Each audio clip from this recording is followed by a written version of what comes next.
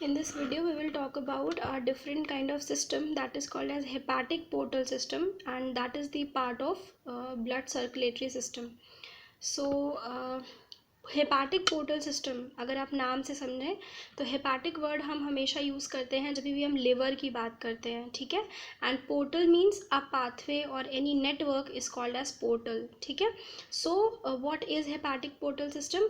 एक ऐसा सिस्टम जिसमें कि एलिमेंट्री कैनाल में आने वाला ब्लड डायरेक्टली हार्ट में ना जाकर पहले लिवर से पास होगा एंड देन हार्ट में जाएगा।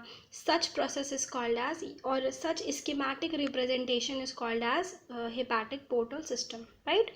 सो इसको समझने के लिए पहले आप देखिए कि इसमें कौन कौन से पार्ट्स या सब पार्ट्स इन्वॉल्व हैं। Number 1, heart is there, then aorta is there, stomach is there, intestine and liver is there, right.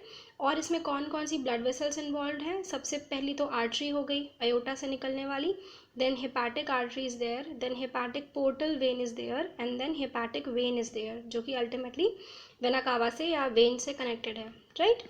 सो अब हम इसको समझेंगे कि हेपाटिक पोर्टल सिस्टम की ज़रूरत होती क्यों है।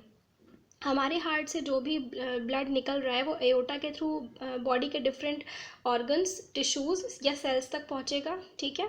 सो बेसिकली जितना भी ब्लड, ऑक्सीजनेटेड ब्लड स्टमक और इंटेस्टाइन तक पहुंचता है, हमारे एलिमेंट्री कैनाल के रीजन में पहुंचता है, वो यहाँ से निकलने के बाद डायरेक्टली हार्ट में ना जाकर लिवर में जाता है। क्यों?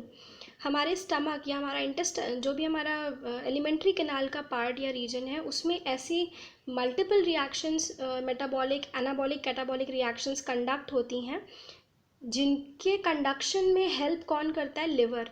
फॉर एग्जाम्पल, हमने शुगर डाइट कंज्यूम करी और वो शुगर डाइट नॉर्मल से ज़्यादा कंज्यूम हो गई है, ठीक है। तो ज़रूरी है कि वो जो एक्सेस शुगर हमारे इंटेस्टिनल रीजन में प्रेजेंट है वो पहले जाए लिवर में, क्योंकि लिवर ही क्या करेगा? लिवर एक्सेस ग्लूकोज या शुगर को कन्वर्ट करेगा किसमें? ग्लाइकोजन में, ठीक है। अगर यहाँ पर एक्सेस ग्लूकोज एक्यूमुलेट हो गई तो वो हमारे ब्लड को हार्म पहुँचा सकती है, राइट। सो इस तरह से बहुत सारी हार्मफुल रिएक्शंस को ओवरकम करने के लिए एक हेपाटिक पोर्टल सिस्टम हमारी बॉडी में प्रेजेंट है। तो अब होता क्या है इसमें? मान लीजिए हार्ट से ब्लड निकला, कैसा? Oxygen rich blood. It will get carried by the arteries and वो ब्लड डायरेक्टली स्टमक में जाएगा और इंटेस्टाइन में जाएगा। हमने फूड कंज्यूम किया, फूड में बहुत सारे कंपोनेंट्स हैं, रिक्वायर्ड, अनरिक्वायर्ड, राइट। हर तरह की डाइट हमारी बॉडी में, हमारे एलिमेंट्री कैनाल में पाई जा रही है। तो अब होता क्या है, वो ब्लड जो एओर्टा से डायरेक्टली लिवर तक जाएगा, लिवर के सेल्स को भी तो ऑक्सीजन रिच ब्लड की रिक्वायरमेंट है, ठीक है। तो वो ब्लड जो एओर्टा से निकल कर डायरेक्टली लिवर में जाएगा उसकी मस्कुलर वॉल्स को नरिश करने के लिए, that goes through the hepatic artery, ठीक है। वो ब्लड जो कि स्टमक और इंटेस्टाइन से निकल कर, मतलब कि थोड़ा जो एक्सेस फूड कंटेंट है अपने साथ उसको लेकर जाता है, वो फूड कंटेंट किसमें? लिवर में। किसके थ्रू? हेपाटिक पोर्टल वेन के थ्रू। ये जो हेपाटिक पोर्टल वेन है, ये वेन सिस्टम स्टमक और इंटेस्टाइन से अराइज होता है ब्लड वेसल्स के फॉर्म में, और वो नॉन रिक्वायर्ड कंपोनेंट्स को या जो एक्सेस कंपोनेंट्स हैं उनको लेकर जाता है कहाँ तक? लिवर पे, ठीक है। तो इसी तरह से वो एक्सेस कंपोनेंट्स कन्वर्ट हो जाते हैं किसमें? रिक्वायर्ड कंपोनेंट्स में। जैसे कि ग्लूकोज कन्वर्ट हुआ किसमें? ग्लाइकोजन में। अब जब वो चीज़ें कन्वर्ट हो गई हैं तो जितना भी ब्लड लिवर तक पहुंचा है वो अल्टीमेटली हेपाटिक वेन के थ्रू, भाई लिवर से निकलने वाली जो वेन होगी that will be called as hepatic vein, right. So liver के थ्रू बेसिकली हेपाटिक वेन से होते हुए वो ब्लड फिर अब कैसा हो चुका है? इम्प्योरीफाई हो चुका है, ऑक्सीजन डेफिशिएंट ब्लड हो चुका है।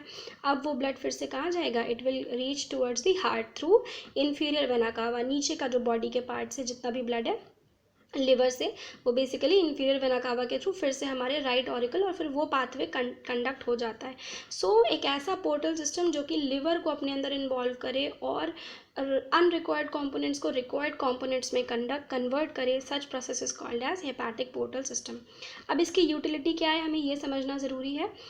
जितने भी कंपोनेंट्स हैं उनके मेंटेनेंस को ब्लड सर्कुलेशन में मेंटेन करने का काम कौन करता है? Hepatic portal system.